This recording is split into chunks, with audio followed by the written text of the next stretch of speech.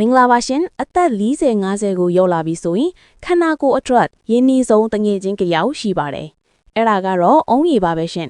ဘာလို့လဲဆိုတော့အုံးရည်ဟာကျမတို့အမျိုးသမီးတွေကိုတတိကိုအံ့ဩစရာကောင်းအောင်အထောက်အကူပြုလို့ပါပဲရှင်အဓိကအချက်တွေကပထမဆုံးတစ်ခုကဟော်မုန်းမျှတမှုကိုထိန်းညှိပေးတာပါပဲ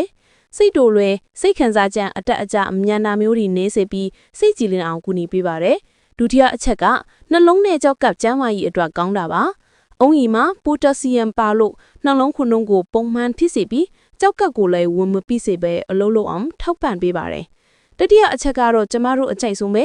ဈေးကြီးတဲ့ skin care မလို့ပဲအသားအရည်ကြည်လင်ဝင်းပတ်စေတာပါ။အတွင်းကနေရေးတက်ဖြည့်ပြီးစူပြေအေးဆက်စေလို့ငယ်ရွယ်နှုတ်ပြမှုကိုထိမ့်သိမ့်နိုင်ပါတယ်။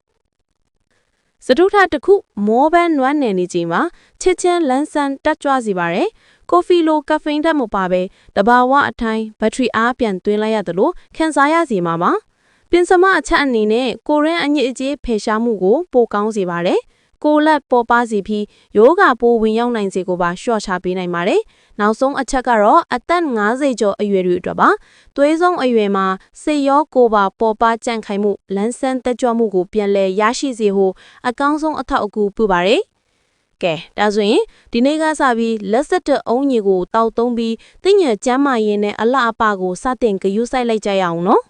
ဒီအချက်တွေကတကယ်မှန်နေဆိုရင်ကွန်မန့်မှာ yes လို့ရေးခဲ့ပါအောင်နော်အားလုံးပဲကျမ်းမာကြွရှင်ကြပါစေရှင်